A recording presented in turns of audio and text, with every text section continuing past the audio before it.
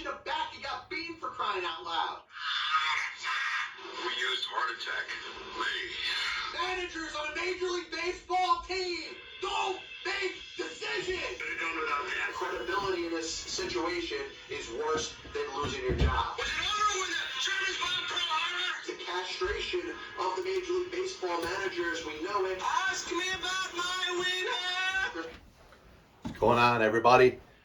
Breaking news. You hear that Ben Simmons has decided he's going to be a game time decision for game one of the NBA Finals if the Brooklyn Nets end up getting there. Obviously, he's going to leave it up to that moment to decide he's probably not going to play. Basically, backing up everything that has been the narrative for him all along. He's going to make it through the season. He doesn't want to play basketball. And listen, the only thing that would give him any sort of credibility would be if he were to voluntarily retire and hand over the remainder of his contract that he is owed for playing basketball professionally.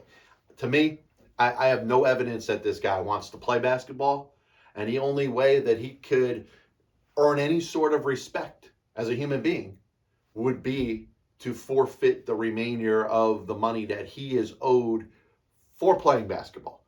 Because right now, he's getting paid to not play basketball. An awful lot of money. If he's getting paid $1 to not play basketball, that would be too much. He's getting paid millions and millions of dollars to make a decision that he does not want to play.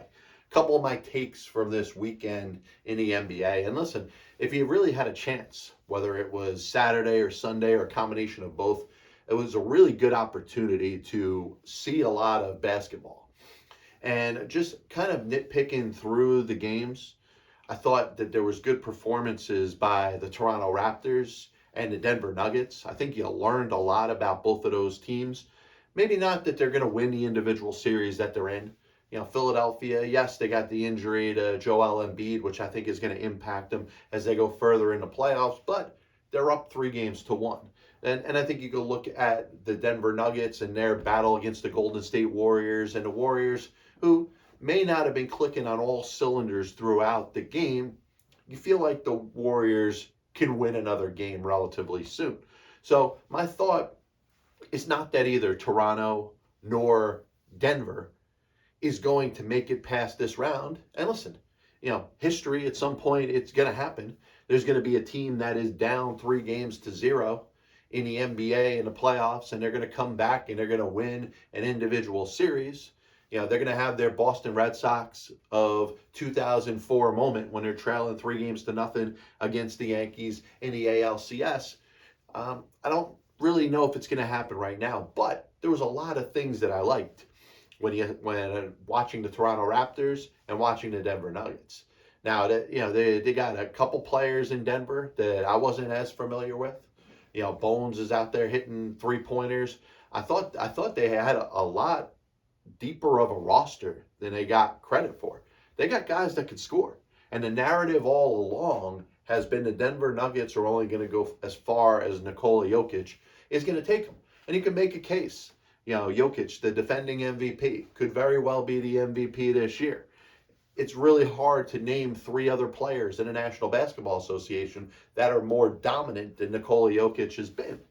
That being said, there is a narrative that says that this Denver Nuggets team is only as good as Jokic, because there was a couple moments in the game, and this is, you know, game 4, one individual game against the Golden State team that I don't think gave its best ability going forward. I'm not going to ever knock effort. I think they tried their hardest. They didn't play their best brand of basketball throughout the game.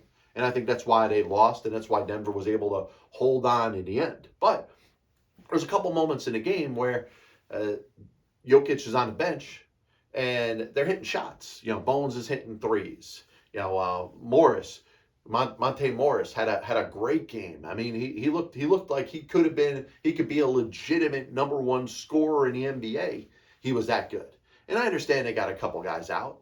You know, whether it's Murray, whether it's Porter Jr. Those are 2 players. And, you know, if you watch Jamal Murray play over the last couple of years, you know that he really is that complementary player to Nikola Jokic. But you look at this Denver team, and I think they're a lot deeper than they get credit for. Now, does that mean they should have higher expectations going into next year, because I think it's safe to say that this season is probably going to come to an end. Didn't come to an end yesterday, and it came close to. They had a pretty big lead, certainly in the first quarter going into the first half, and you watched Golden State kind of knock it down, took a couple leads, tied the score, and in the end, it was a couple big shots that Denver made at the end to win it. I don't think they can do that for 3 more games. Now, looking at the Toronto Raptors, and a lot of people are going to jump in and say, with the Embiid injury, perhaps that opens the door to the Toronto Raptors to come back and make this a series. Fred VanVleet, his status for the next game, Game 5, and certainly forward, is in the air. And I think that's going to impact that team. But once again, similar to what I saw with the Denver Nuggets, you're looking at a Toronto Raptors team that has more depth than they're given respect for. Pascal Siakam really took the team on his back for the most part, but I thought that was a very solid performance in a situation where you could have been expected to just lay down. It wouldn't have been the end of the world if the Toronto Raptors had gotten swept by the Philadelphia 76ers. I don't think there's many people that were picking the Raptors to win this series. Now, certainly at 3-0, it's going to be hard to jump in there and say, hey, they're going to be able to go do it. Now, I think there's a little bit of a crack, a little bit of a crevice, a little bit of an opening where you could believe that there's a possibility now. Embiid, if he is not that type of dominant player that he has been, if he's hampered by his injury in any way, shape, or form, that the Raptors could win. Listen, they win this game in Philadelphia. They win Game 5. And all of a sudden it's Game 6 in Toronto. And they have another performance like they did in Game 4. And you're looking at, Game 7, which Game 7, anything can happen. And certainly by that point, the momentum would have swung to the place of the Toronto Raptors. Like I said, ask the Boston Red Sox. Ask Kevin Millar after Game 4 or during Game 4. Hey, before Game 4, don't let us win Game 4. Because we're going to go out there and we're going to take Game 5. After we take Game 5, we're going to take Game 6. And in Game 7, that the momentum is already swung in the other direction. Now, listen, that would be great for basketball. To me, it would be exciting. I'd love to see a 7th game between the Philadelphia 76ers and the Toronto Raptors. I just don't think it's happening. And listen, maybe a week from now, or however long it would be to get to Game 7, we could talk about it then, and I could admit that I'm a little wrong. But I was impressed. I was impressed with what we saw from the Toronto Raptors. I was impressed with what we saw from the Denver Nuggets, 2 teams that, listen, their odds of winning the individual series that they're in are not very good, still are not very good, but they played hard and played a great game of basketball while they were facing elimination. The same thing I'm not going to believe when it comes to the Brooklyn Nets, because you're already seeing, if you watched Game 3, if you watched Game 2, there's just something up with it. There's something from a chemistry perspective that's not working with Kevin Durant and Kyrie Irving. And you could say, hey, maybe over the last 3 years, the fact that they really haven't been on the court anywhere near as much as they should have been at the same time, between Durant's injuries, between Irving and the vaccination thing, which I have no interest in talking about on this show, they haven't played enough together. And, part of that was probably the reason that James Harden isn't there. And James Harden got swapped for Ben Simmons, who doesn't want to play basketball. There is a little bit of a mess going on there in Brooklyn. Now, listen, I saw a lot that impressed me with the Toronto Raptors. The same I could say about the Denver Nuggets. Tonight, and I don't like to be, time-centric when it comes to any point that I make on my show, but I'm very interested if we see the same sort of fire for that Brooklyn Nets. Now listen, Kevin Durant's got the ability to be the best player on the court at all times.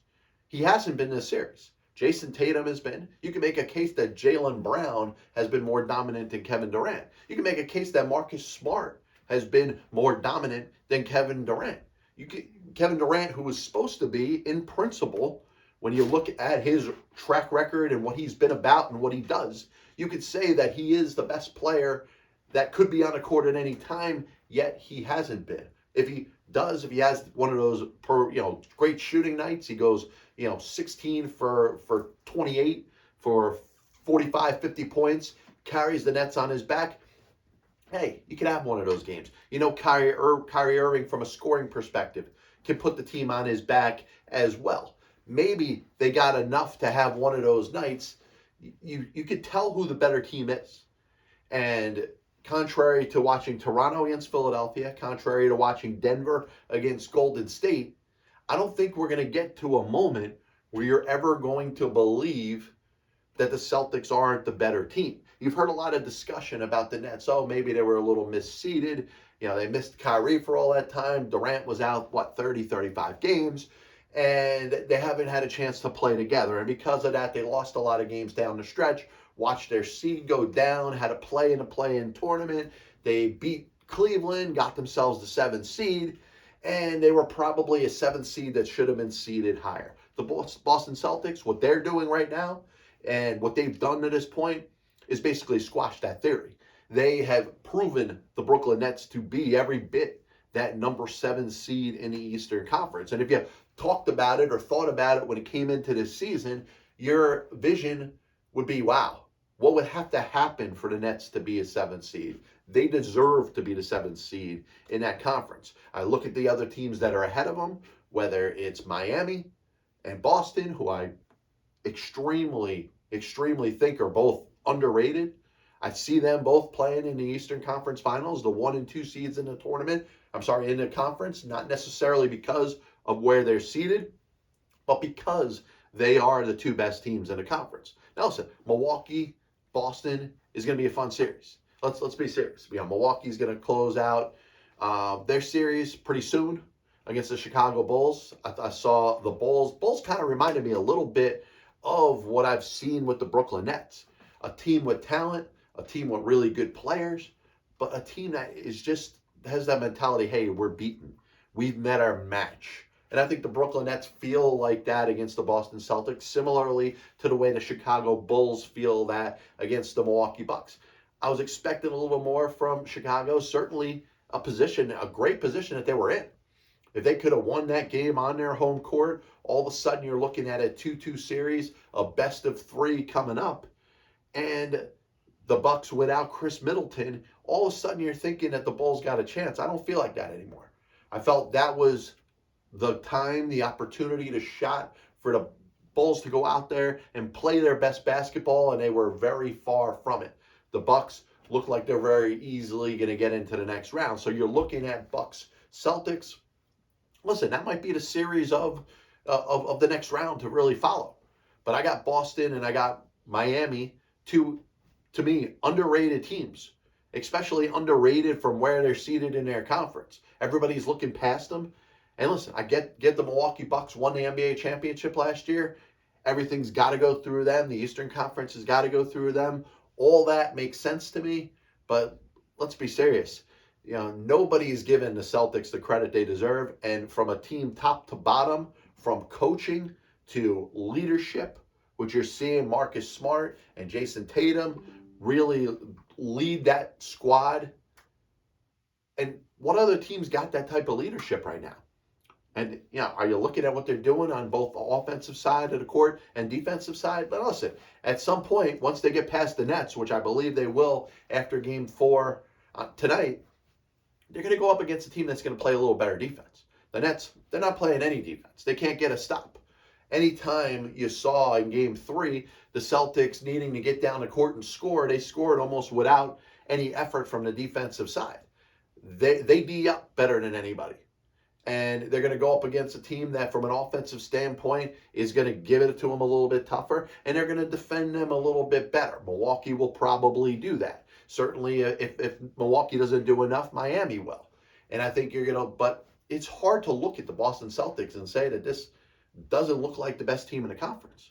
Now, Miami, like I said, they're underrated in their own right. And you saw them just kind of beat up on an Atlanta team that, yeah, I think they're at a point where they should celebrate the fact that they're in the playoffs. Yes, they made it to the Eastern Conference Finals last year, but they're not as good. They're not Miami.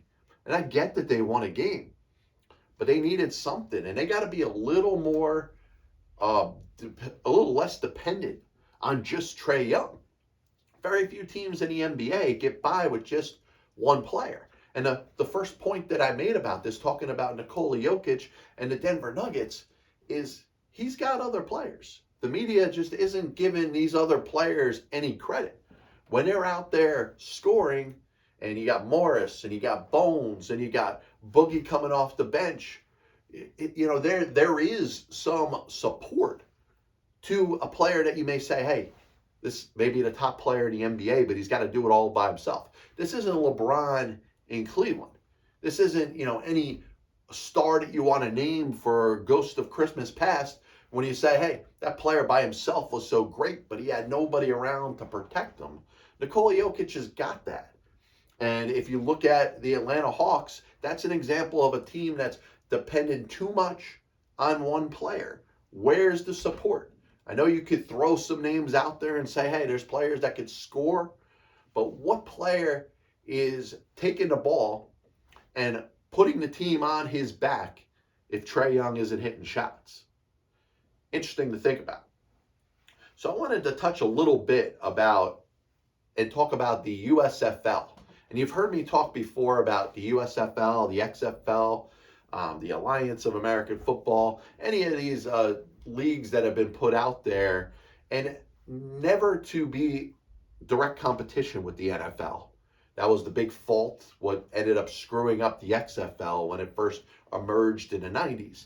But to have a developmental league, to have an opportunity for players that can play football, to maybe get some recognition, maybe get another chance to play in the NFL if they did already, or maybe college players that were overlooked when it comes to the 7 rounds of the NFL draft. And of course, we have the draft coming up in a couple days. There's going to be a lot of talk about that.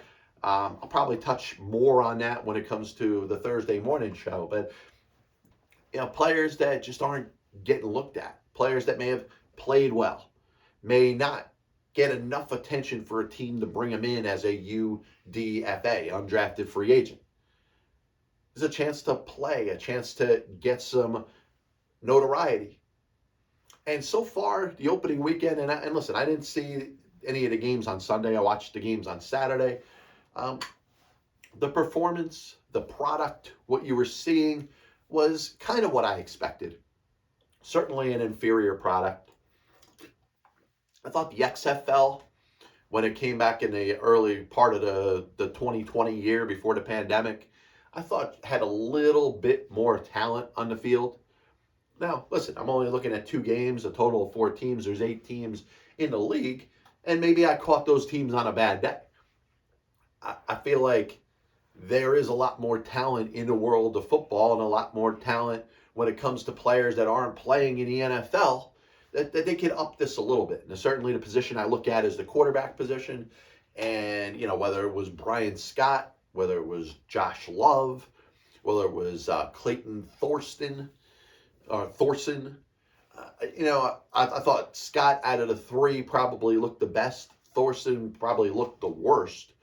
And maybe that was just a pressure point. Hey, I'm on television. This is my time to shine. And listen, we've all been through that. Big moments where we say, hey, this is where I really got to go out there and give my best. And you go to do it, and it just doesn't happen. You force things. And, it looked like he has a little bit of a throwing arm. It looks like he could throw a little bit. His accuracy seemed like it was off. And I don't know if he blew his chance right there. Is he going to get a chance to play? Yeah, sure. He was sitting on the bench, for part of that game. The other quarterback that came in got hurt. He got another chance to play. But, certainly if you're going to judge a league by just watching a couple games, you're going to look at the quarterback position. A couple things that intrigue me a little bit about the USFL. The 3-point conversion, which you saw one of them happen for the first time. I think it was in the Pittsburgh-Philadelphia game. And the experimental rule for overtime, to basically have a shootout type of thing. Both teams possess the ball within a certain, yardage frame, and they get shots to go in the end zone. Hey, one play, whatever it is, 3 out of 5, 2 out of 3. At the end, you say, hey, the team that scores the most should win.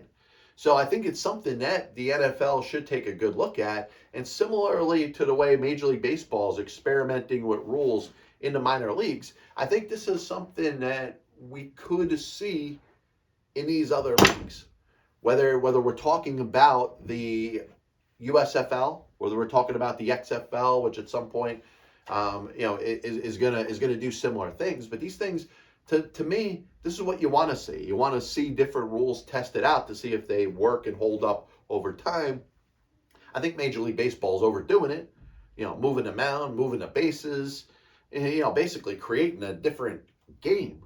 And for the life of me, I hope that baseball decides that this is going to be the last year that they have that runner at second base, the ghost runner, in extra innings. Because I will not watch a game that goes to extra innings. The second I see the ghost runner run out from the dugout to go to second base, where there's no reason for him to be out there, that player did not earn their chance to be on a base. This is a rule put in by a commissioner that's doing what?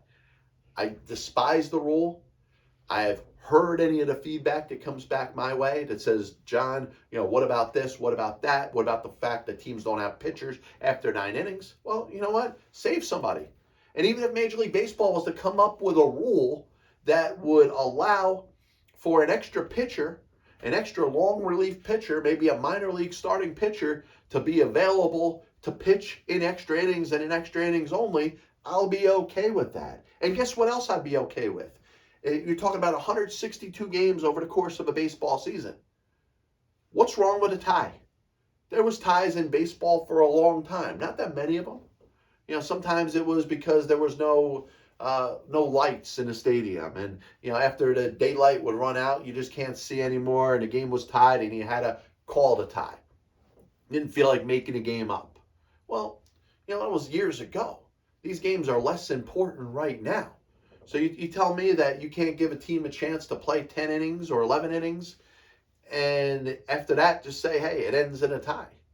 If your sole purpose is to protect the pitchers and protect the narrative of Major League Baseball, which has gone in the analytic direction, which has gone in the direction of running as many 100-mile-an-hour throwing pitchers at a given team on a given day as possible, then I understand it. I understand why you'd want the ghost runner out there. But there's other options. You could just end the game after 9 innings. If it ends in a tie, it's a tie. And then you want to go, are you going to go back to a different type of baseball that is played in the postseason as opposed to the regular season? Postseason starts, we're going to get rid of the ghost runner? Because even if that happens, which is what I'd prefer, there's no proof that that's going to be the case. You're still talking about a game of baseball that was played differently to the regular season than it is in a postseason. Now, you're going to have World Series games decided by a ghost runner? Game 7 of the World Series, you're talking about a free runner that's on a base and he ends up scoring and that wins a World Series for a team. How do you feel about that? These are all things that have to be thought about, but there's a couple different things that could be done here. Like I said, I have no problem with having an extra pitcher on your roster to say, hey, this is going to be the long guy, the long pitcher that's going to pitch in extra innings. And you want to rotate that pitcher on a given day based off of who's available to pitch in the minor leagues. And maybe somebody gets a chance to make their major league debut that may not ever play in the major leagues. You know what? That's good too. Or ties, one or the other. So a couple other things that I wanted to touch on today. And if I don't get to it all today, we're going to do it as part of the rollover show we're going to do on Thursday. We'll talk a lot of NFL draft. But, I did want to mention, we had a couple passings over the course of the last week. And one that probably isn't getting anywhere near the respect that it deserves. And I look at it from the perspective of what I remember as a young kid. And Guy LaFleur, of course, passing away, the Hall of Famer, the really dominant Montreal Canadian, 4-time Stanley Cup champion, 50 goals in 5 consecutive seasons or what? No, 6 consecutive seasons. 6 consecutive 50-goal seasons from 74 through 1980. Now, he ends up retiring at a young age in 1985.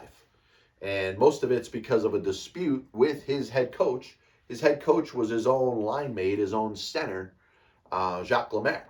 And Jacques Lemaire, of course, is known for his fame as being a Stanley Cup winning head coach and is a longtime head coach and was a very good hockey player in his own right. And what Guy LaFleur probably doesn't get enough credit for was his dominance on the sport of hockey over the course of the time that he played. He was pre-Wayne Gretzky. Wayne Gretzky is on a level by himself. Wayne Gretzky did things that nobody in the history of the NHL is going to be able to do again. But prior to that, people were looking at LaFleur the same way. The reason that, I don't remember Guy LaFleur in the same light is I remember following the New York Rangers in the 1988-89 season as a 9/10-year-old, which actually I didn't make it to 10 in 89 because it was the beginning of the hockey season. So as a 9-year-old, watching hockey and watching the New York Rangers, knowing that he pretty much was a shell of what he was in his dominant times. The internet was in its infancy. I wasn't able to sit here and look at Guy LaFleur's hockey card, which I didn't collect hockey cards at the time. I've collected very few in my life. But I was not aware of Guy LaFleur as the 50-goal scorer for 6 straight seasons and the 4-time Stanley Cup champion with the Montreal Canadiens. I remember him playing for the Rangers, and for the most part, he seemed like he played pretty well. But he wasn't that all-time Hall of Fame player. And I think there's a lot of people that grew up around the same time I did, certainly non-hockey fans like myself, that will remember the name Guy LaFleur and may remember, if not that year in 1988-89 with the Rangers, but in 89-90 and the next year in 90-91 with the Quebec Nordiques. A good player, a serviceable player, but a player that pretty much was at the end of his career, his age 37 through 39 seasons, when he walked away at age 33 from the Montreal Canadiens. Now remember, there was a lot of animosity that existed within that organization, and a lot that very seldom gets talked about. You think about Mario Tremblay, the old coach, but the obviously the longtime former player. He was the coach. He didn't get along with Patrick Waugh. That led to the trade of Patrick Waugh. But you looked at the Montreal teams, and they really, for a franchise perspective, are the face of the NHL. The 24 championships that they've won as a franchise really put it at the pinnacle of the sport. They don't get the same respect, certainly, than the Yankees or the Celtics or, whoever you'd want to pick in football. Is it the Patriots? Is it the Packers? Listen, the Packers won more championships. We live in football like it's only about the Super Bowl era. Like football or in a professional state didn't exist before that. But whatever, that's for another discussion. But you think about it, and I really, really try to understand, and I correct myself. The Canadiens, 23 Stanley Cups, 25 NHL championships. So 25 out of probably a little over 100 years, well over 100 years. You tell me that there are few teams that are as dominant as they are in the world of sports. Now, another fallen icon, and I wouldn't say great, but I would say a very good football player, and a football player that makes a lot of people remember their youth. And that's Daryl Lamonica, a longtime quarterback for the Raiders, the Oakland Raiders in the late 60s and the early part of the 1970s. Led the team in 1969 to a 12-1-1 record, AFL champion 3 times. Never won the Super Bowl, but that was also his career kind of coincided with the Super Bowl era.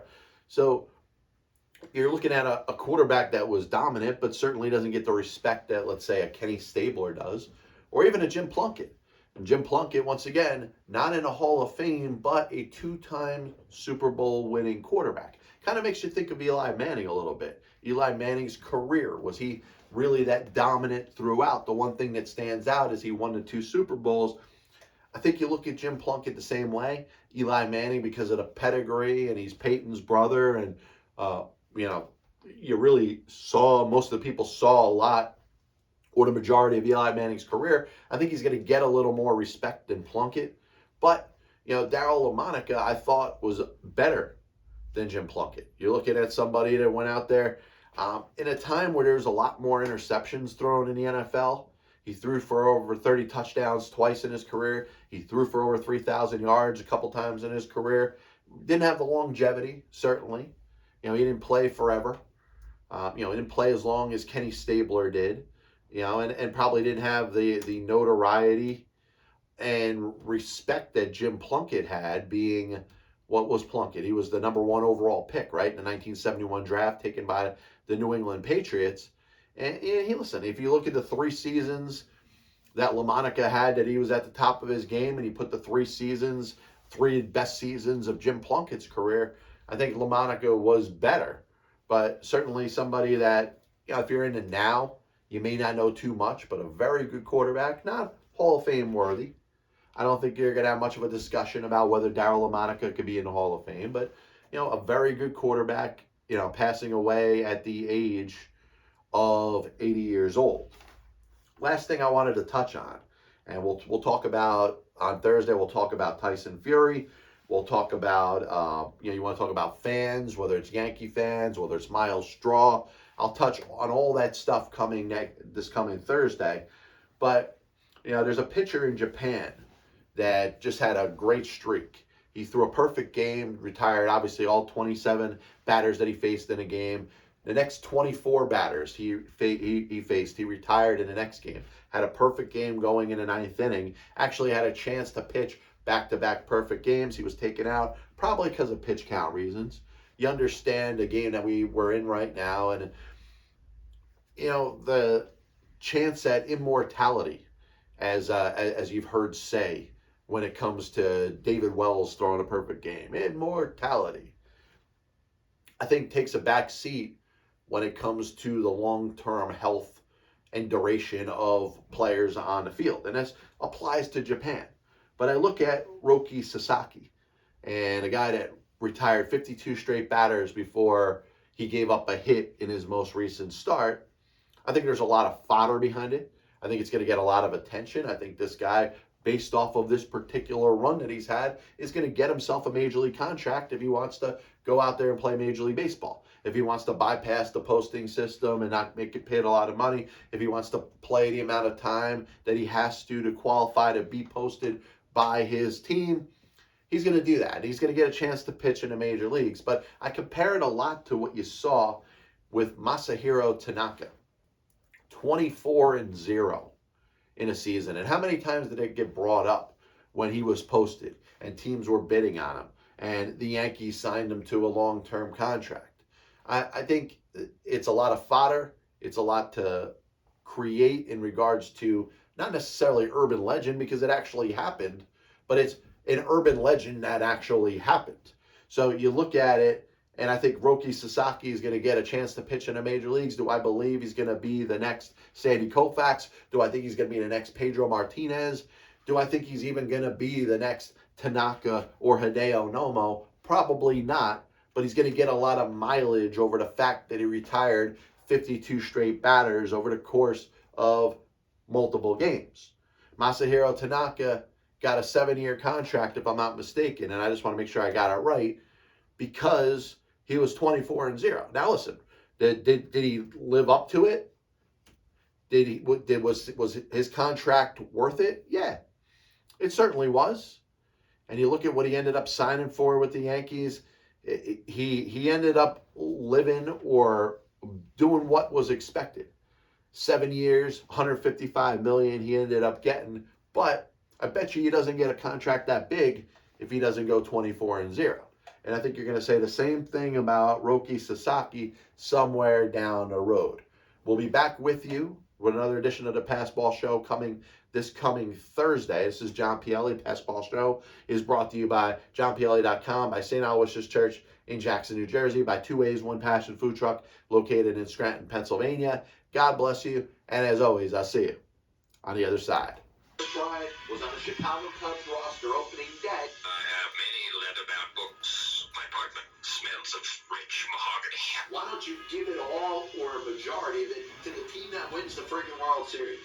I was gonna listen to that, but then I just carried on living my life. Now they come out as the biggest Major League Baseball manager apologist That'll only make someone work just hard enough not to get fired. because hitters are going out there saying, I'm either going to hit a home run or I'm going to strike out. And if I don't get a pitch that I feel like I could drive out of the park, I'm not even supposed to be here today. especially prospect whores and hoarders, are going to be a little pissed off at me when I say this. I'm a dude playing a dude disguised as another dude. There are only two managers in baseball's Hall of Fame who have losing records. One of them is the iconic Tommy Mack, who you could say, in spite of winning 5 World Series championships as a manager, could be in as much as a pioneer.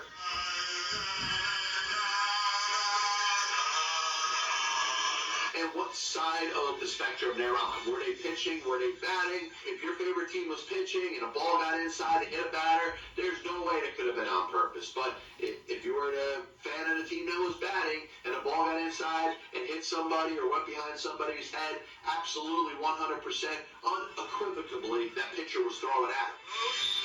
Originally, we don't need road. They put their tail between their legs and decided they're going to do exactly what they're told. You damn well right better give him a contract extension. You damn well right better make him the manager over the next series of years. 35 years ago, I could have loaned your parents the money for an abortion.